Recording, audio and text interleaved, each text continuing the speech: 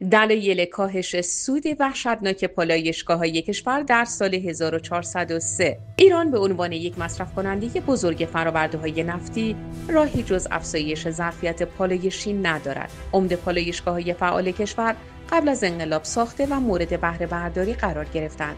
ظرفیت پالایشگاهی ایران در سال 1357 بالغ بر 1,086,000 بشکه در روز بود و همکنون به 2,400,000 بشکه در روز رسیده است. مراجع بین‌المللی پیش بینی کردند که ایران حدود 40% از ظرفیت‌های جدید پالایشی خاورمیانه را تا سال 2030 دارد و طرح‌های توسعه پالایشگاهی کشور بیش از 18 میلیارد دلار سرمایه نیاز دارد.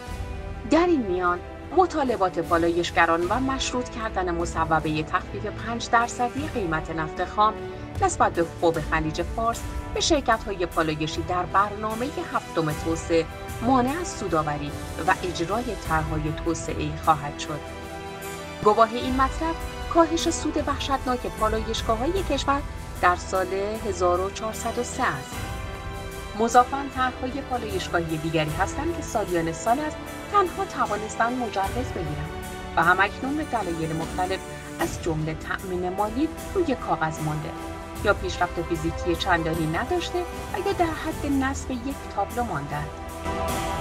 متاسفانه صنعت پالایش نفت ایران با چالش مدیریت و تسلط سیاست‌های دولتی مواجه است، به گونه‌ای که قیمت‌گذاری خوراک نفت خام، قیمت‌گذاری دستوری محصولات نهایی همچون بنزین و گازوئیل و انتخاب در نوع محصول تولیدی همگی در دست دولت قرار دارد. این رویه باعث کاهش حاشیه سود شرکت‌های پالایشی به 5 تا 10% و حتی زیاندهی آنها که عمدتاً مربوط به سهام عدالت بوده شده است. چالش‌های فوق بحث کیفیت خوراک نفت خام دریافتی را هم باید افزود. حذف بند الزام دولت به تأمین خوراک مینی ریفاینری‌ها در برنامه هفتم توسعه کشور باعث شده که این حوزه نیز توسط بخش خصوصی توسعه نیابد و استقبال سردی از آن بشود.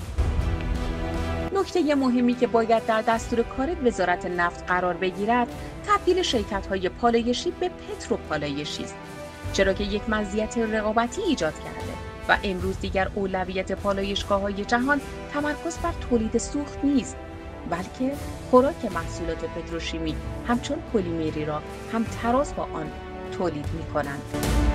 تنها در این صورت است که می‌توان نفت خام را به محصولات با ارزش افزوده بیشتر تبدیل نمود و با متنوع‌سازی محصولات تولیدی می‌توان تقویت قدرت صادراتی پالایشگاه‌ها را شاهد بود.